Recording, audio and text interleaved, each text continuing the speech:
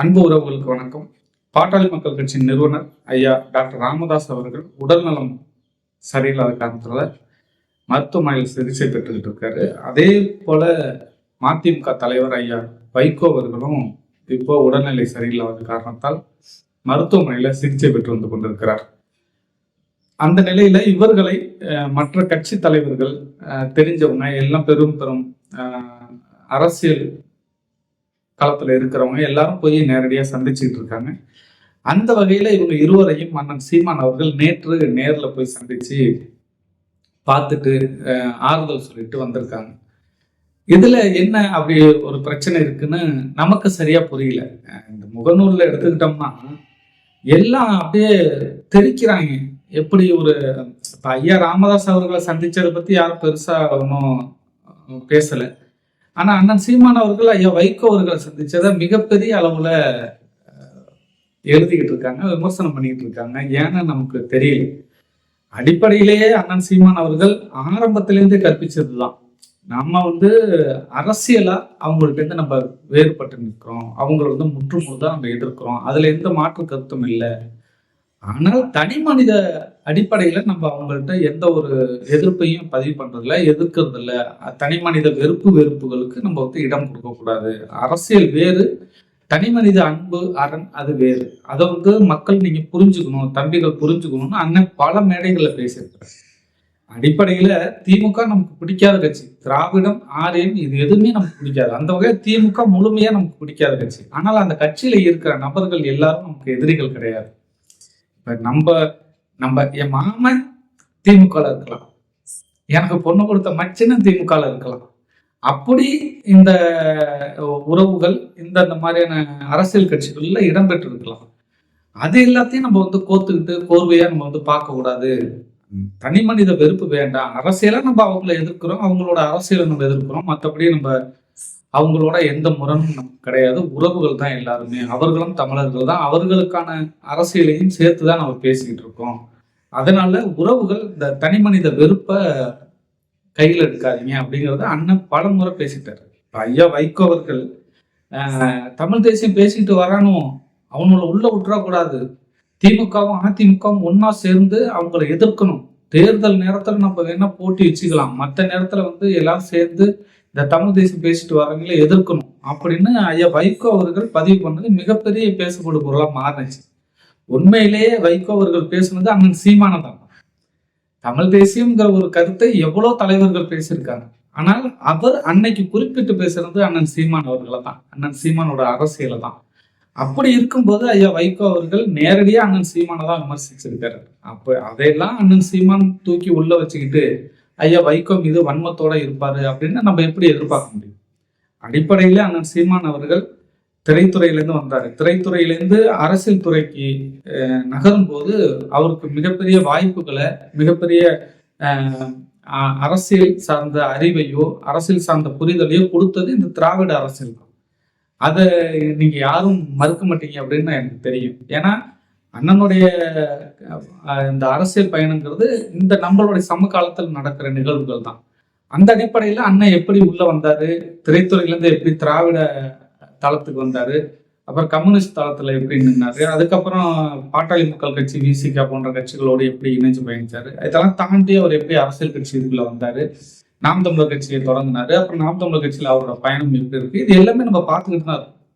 அப்படி அண்ணன் தளங்களை மாத்தி மாத்தி வரும்போது அண்ணனுக்கு உதவி செஞ்சவங்க ஏராளம் பேர் இருக்கலாம். இப்ப ஐயா ராமதாஸ் அவர்களை பத்தி சொன்னோம்னா அண்ணன் எனக்கு இந்த தமிழ் தேசிய அரசியலை கற்பிச்சது ஐயா ராமதாசும் அண்ணன் திருமாவளவன் தான் அப்படிங்கிறத வெளிப்படையாக பேசியிருப்பாரு. அது நம்மளே நிறைய இடங்கள்ல பார்த்துருக்கலாம்.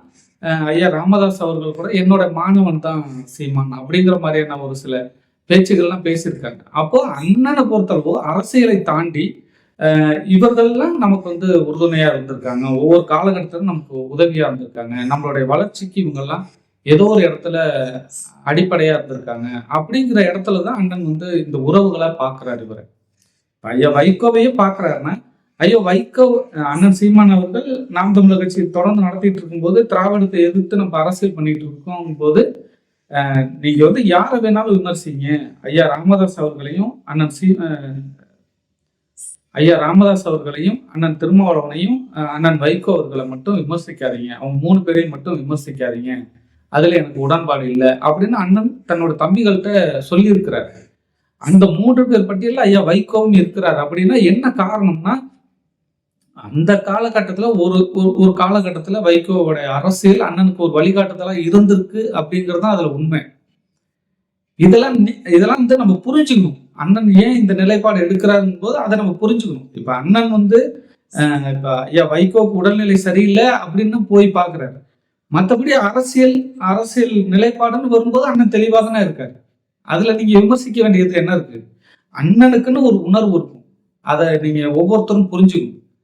அண்ணனோட உணர்வு தனிப்பட்ட உணர்வுன்னு ஒண்ணு இருக்கும். அவர் அரசியலா இருக்கிறாரு. அரசியல்ல அவரோட உணர்வு தான் நம்மளோட உணர்வு, நம்மளோட உணர்வு தான் அண்ணனோட உணர்வு. ஆனா தனிப்பட்ட வாழ்க்கையில தனிப்பட்ட சூழல்கள்ல அவருக்குன்னு தனித்த ஒரு உணர்வு இருக்கும். அந்த உணர்வுக்கு தீனி போட்டவர்கள் இருப்பாங்க. அவங்களோட அண்ணன் உறவு கொண்டிருக்கிறாரு. அதையெல்லாம் பார்க்கணும். அதையெல்லாம் விட்டு நான் சிந்திக்கிற மாதிரியே நீ வாழணும், நீ அரசியல் பண்ணணும் அப்படின்னு நினைக்கிற மனநோயாளிகளா நீங்களாம் இருக்கிறத பார்க்கும்போது ரொம்ப அபத்தமா இருக்கும். அப்படிலாம் நினைக்க கூடாது. அண்ணனுக்குன்னு ஒரு உணர்வு இருக்கும். அவரோட உணர்வுல போயிட்டு இருக்கிறாரு. உங்களுக்கு அது பிடிச்சதா கூட நில்லுங்க, பிடிக்கலையா ஒதுக்கி நில்லுங்க, அவ்வளவுதான். அவரை போட்டுட்டு நீங்க திமுக காரங்க கூட பரவாயில்லையே, நீங்க படுத்துற பாடு அண்ணன். முதல்ல அண்ணனுடைய மனநிலை என்னங்கிறத புரிஞ்சுக்கிறதுக்கு முயற்சி பண்ணுங்க. அண்ணன் கொள்கை கோட்பாடுகள் அரசியலா அண்ணன் சமரசம் ஆயிட்டாருன்னா நீங்க விமர்சிக்கலாம், என்ன வேணாலும் பண்ணலாம். அதுல எந்த மாற்று கருத்தும் இல்லை. அண்ணன் அரசியலா அதுல சமரசம் ஆகவே இல்லையே. திராவிடம் என்பது நமக்கு எதிரானதுதான், ஆதயம் என்பது நமக்கு எதிரானதுதான். அப்படிங்கிற அடிப்படையில அண்ணன் வந்து திமுக, அதிமுக, பாஜக, காங்கிரஸ், அப்புறம் வந்து மதிமுக, தேமுதிக எல்லாத்தையும் பாட்டாளி மக்கள் சேர்ந்தா கூட தான் அண்ணன் வந்து அதை பத்தி அரசியல அவங்கள்ட்ட சமரசமாகாம உண்மை நேர்மையுமா அவர் தமிழ் தேசியம்ங்கிற இந்த இடத்துக்குள்ள நிறைவா போயிட்டு இருக்கிறார். இப்ப முந்தா நாள் கூட பேரறிஞர் குணா அவர்கள் பிறந்த நாள் விழா மிகச்சிறப்பாக ராமண்ணா வலைவலி சார்பாக நடைபெற்றது. அதுல அண்ணன் பங்கேற்று கொண்டு ஐயா குணா அவர்களை பெருமையாக சிறப்பா பேசுறாரு. அதுதான் அண்ணனோட நிலைப்பாடு. அண்ணனுடைய அரசியலை நீங்க வந்து விமர்சிக்கலாம். அண்ணனோட அரசியல் நிலைப்பாடுகள்ல தவறு இருக்கும்போது நீங்க விமர்சிக்கலாம். ஆனா அண்ணனுக்குன்னு ஒரு உணர்வு இருக்கும். அடிப்படையில அவருக்குன்னு ஒரு குணம் இருக்கும், அவருக்குன்னு ஒரு உணர்வு இருக்கும். அந்த இயல்புல இருந்து நீங்க அண்ணனை வந்து மாத்தணும்னு நினைக்காதீங்க. அது மாத்தவே முடியாது. நீங்க என்னதான் தலைகள் இருந்தாலும் உண்மையை சொல்ல போனா அண்ணன் சீமான் அவர்கள் யார் பேச்சையும் கேட்க மாட்டார். அவரோட அறிவுக்கு ஒரு விஷயம் சரி அப்படின்னு பட்டுச்சுன்னா அவர் யார் பேச்சும் கேட்க மாட்டாரு, அதை அவர் செஞ்சுக்கிட்டே இருப்பார். அந்த இடத்துல அண்ணன் சீமான் அவர்களுடைய அரசியலையும் அவரோட தனி மனித குணம், அவருடைய உணர்வுகளையும் புரிஞ்சுக்கிட்டு நடந்துக்கிறதுக்கு முயற்சி பண்ணு. சும்மா விமர்சனங்கிற பேர்ல அவர் எது செஞ்சாலும் அதை போட்டு குத்தம் குறை சொல்லிக்கிட்டு அதுல ஒரு தவறுகளை எடுத்துக்கிட்டுலாம் நீங்க பேசிக்கிட்டு இருந்தீங்கன்னா அதுக்கு சரியான இடம் இது இல்லை. அதுக்கான சரியான நேரமும் இது இல்லை.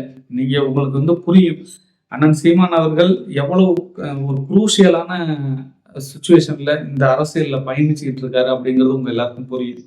இந்த நேரத்துல அண்ணன் சீமானோட அரசியலை, அண்ணன் சீமானை வலிமைப்படுத்துவதற்கான வேலையை பாருங்க. இந்த மாதிரியான சில்லறத்தனமான விமர்சனங்களை தவிர்க்கிறது